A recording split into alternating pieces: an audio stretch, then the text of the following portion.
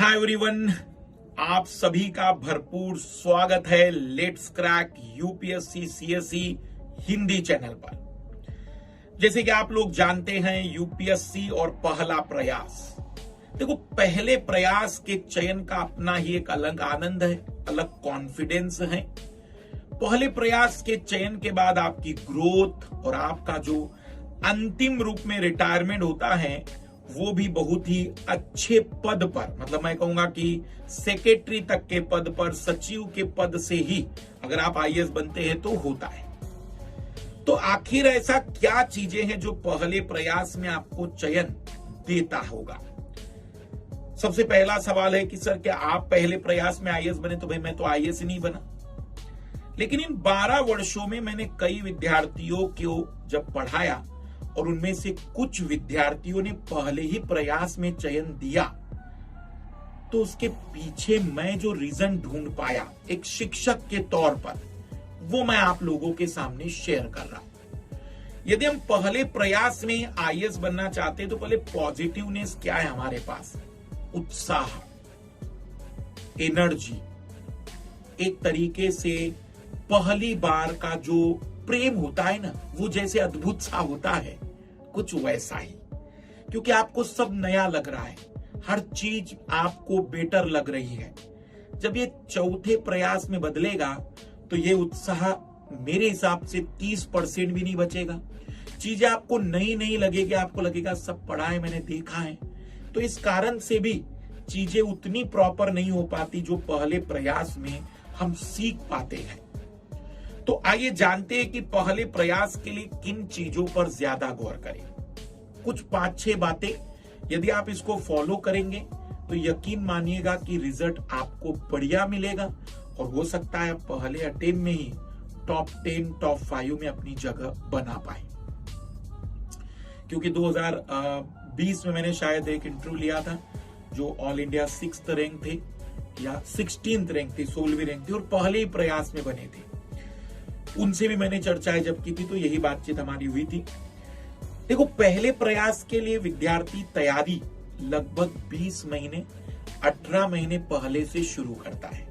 ऐसा नहीं कि 4-6 महीने की तैयारी से ही वो पहले प्रयास में बन गया, तो पिछले 18 महीने 12 महीने से पढ़ रहा है, तो तैयारी का एक लॉन्ग ड्यूरेशन तो लगता है। दूसरा, सिलेबस पर ज्यादा फोकस, किताबों पर नहीं, न ही विषय पर और ना पीएचडी करने पर, बल्कि सिलेबस।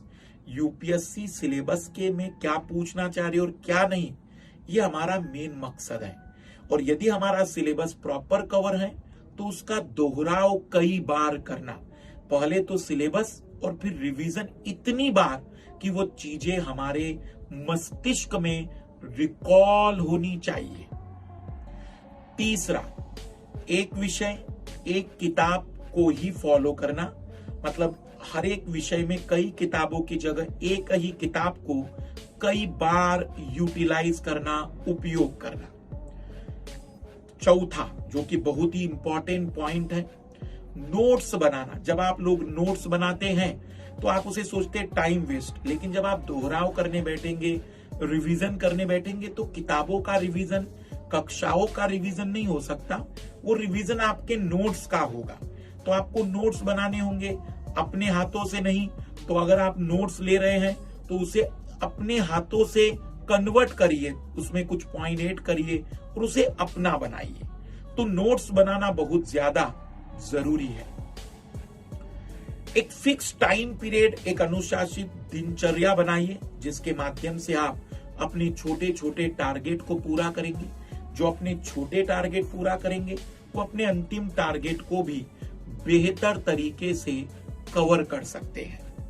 यहां पर मैं आप लोगों को एक और बड़ा इंपॉर्टेंट पॉइंट बता दूं, आंसर राइटिंग या फिर हम कहेंगे कि एथिक्स और एसे, इसे थोड़ा सा बाद में तैयार करो। पहले आप जीएस के बाकी सेगमेंट कवर कर लो। ऑप्शनल को पीटी से पहले तैयार करके रख लो तो आपको प्रॉपर टाइम पीटी के बाद भी बढ़िया मिल पाएगा। पूरा ऑप्शनल नहीं तो एक पेपर तो रेडी करके रखना ही है पीटी से पहले। पहले प्रयास के लिए बहुत ज्यादा जरूरी है कि आप समरी बनाकर चीजें तैयार रखिए और संतुलित अध्ययन करिए। केवल करंट अफेयर या केवल सिलेबस नहीं, दोनों की जरूरत है। दोनों को कवर करना होगा, तभी जाकर आपको ये महसूस होगा कि आपकी चीजें कंप्लीट हो रही है। और सबसे अंत में प्रीवियस ईयर क्वेश्चन न केवल पीटी बल्कि मेंस के क्वेश्चनों की भी बहुत अद्भुत तरीके से यदि आप प्रैक्टिस कर लेते हैं तो आपको पहले प्रयास में उनसे बहुत ही मदद मिलेगी। कुछ 3-4 बातें जिनसे हमें बचना चाहिए। बचने का मतलब है चीजें अफवाहों के रूप में ज्यादा ध्यान मत दो, मार्केट में अपनी स्ट्रेटजी बदलो मत बार बार। कई सारे सीनियर मिलेंगे, कुछ सीनियर के साथ साथ कुछ ऐसे बच्चे भी मिल जाते हैं जो केवल आपको सलाह देते रहते हैं, उनसे भी बचते चलिए। कोशिश करते चलिए कि आप जितना किसी एक सब्जेक्ट को कंप्लीट कर रहे हैं, जब तक कि कंप्लीट ना हो दूसरा शुरू मत करिए। और चौथी और बड़ी महत्वपूर्ण बात, कोशिश करना कि भीड़ का हिस्सा ना बनो, आप अपनी रणनीति बनाओ। टॉपर की रणनीति सुनो, मेरी रणनीति सुनो, लेकिन उसके बाद आप एक ऐसी रणनीति बनाओ जो आपके अनुकूल हो।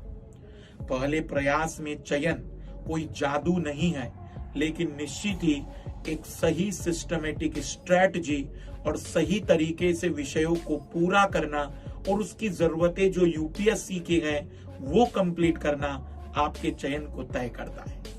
बाकी रिवीजन करते चलिएगा, पढ़ते चलिएगा, MK live refer code use करिएगा यदि आप अनअकैडमी पर सब्सक्रिप्शन ले रहे हैं, और वीडियो को शेयर करते चलना। सभी को बेस्ट ऑफ लक, बाय।